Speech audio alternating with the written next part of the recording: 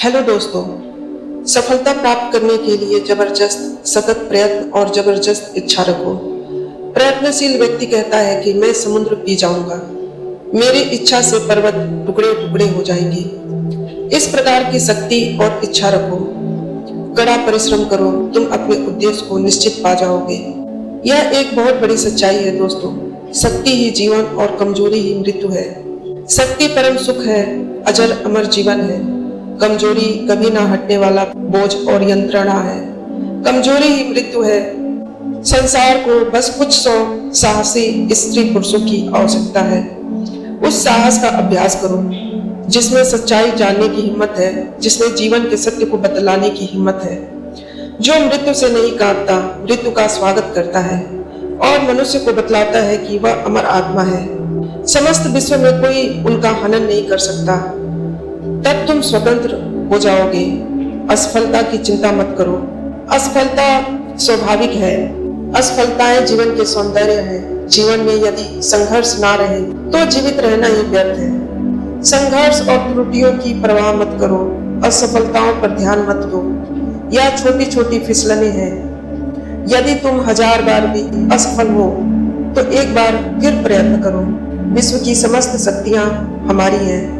हमने अपने हाथ अपने आंखों पर रख लिए हैं और चिल्लाते हैं सब ओर अंधेरा है। जान लो कि हमारे चारों तरफ अंधेरा नहीं है। अपने हाथ अलग करो, तुम्हें प्रकाश दिखाई देने लगेगा। अंधेरा कभी नहीं था, कमजोरी कभी नहीं थी। हम सब मूर्ख चिल्लाते हैं कि हम कमजोर हैं, अपवित्र हैं। कमजोरी का इलाज कमजोरी का विचार करना नहीं और शक्ति का विचार करना है। मनुष्य को शक्ति की शिक्षा दो जो पहले से ही उनमें है। दोस्तों, युग पुरुष विवेकानंद की दी गई सीख और प्रेरणा वाकई किसी भी इंसान को न सिर्फ सफल व्यक्ति बल्कि सफल राष्ट्र भक्त बना सकती है। युवा अवस्था में वे इतना कुछ कह गए और कर गए कि इतिहास, वर्तमान और भविष्य उन्हें प्रणाम करता रहेगा। जानिए वो खास 10 बातें जो विवेकानंद ने कही थी, जिनका पालन वो भी करते थे। पहला था खुद को कमजोर समझना सबसे बड़ा पाप है। दूसरा, उन्होंने कहा कि जितना बड़ा संघर्ष होगा जीत उतनी ही शानदार होगी। तीसरा, जब तक आप खुद पर विश्वास नहीं करते तब तक आप भगवान पर विश्वास नहीं कर सकते। चौथा, एक समय में एक काम करो और ऐसा करते समय अपनी पूरी आत्मा उसमें डाल दो और बाकी सब कुछ भूल जाओ। पांचवा, जब तक जीना तब तक सीखना। अनुभव ही जगत में सर्वश्रेष्ठ शिक्षक है। छठा, जीवन में ज्यादा रिश्ते होना जरूरी नहीं है, पर जो रिश्ते हैं उसमें जीवन होना जरूरी है। सातवां, दिल और दिमाग में जब लड़ाई हो तो दिल की सुनो। किसी दिन जब आपके सामने कोई समस्या न आए तब आप सुनिश्चित हो सकते हैं कि आप गलत मार्ग पर चल रहे हैं। नौवां, पहले हर अच्छी बात का मजाक बनता है, फिर विरोध होता है, फिर उसे स्वीकार किया जाता है।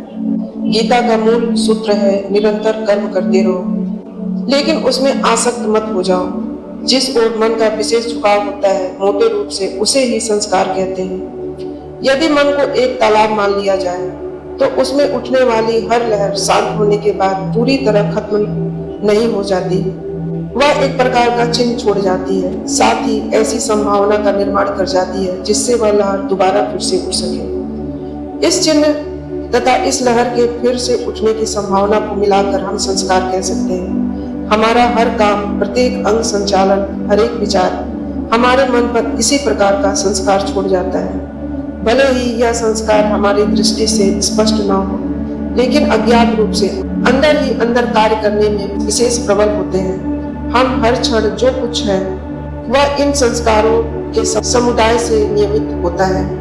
मैं इस क्षण जो कुछ हूँ वह मेरे जीवन के अतीत के समस्त संस्कारों का प्रभाव है। इसे ही चरित्र कहते हैं और प्रत्येक मनुष्य का चरित्र इन संस्कारों की समिष्टि द्वारा ही नियमित होता है।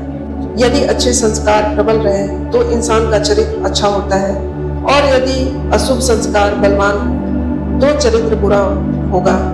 यदि एक मनुष्य निरंतर बुरे शब्द सुनता रहे, बुरे विचार सोचता रहे, बुरे कर्म करता रहे तो उसका मन भी बुरे संस्कारों से भर जाएगा और बिना उसके जाने ही वह संस्कार उसके समस्त विचारों और कार्यों पर अपना प्रभाव डाल देंगे।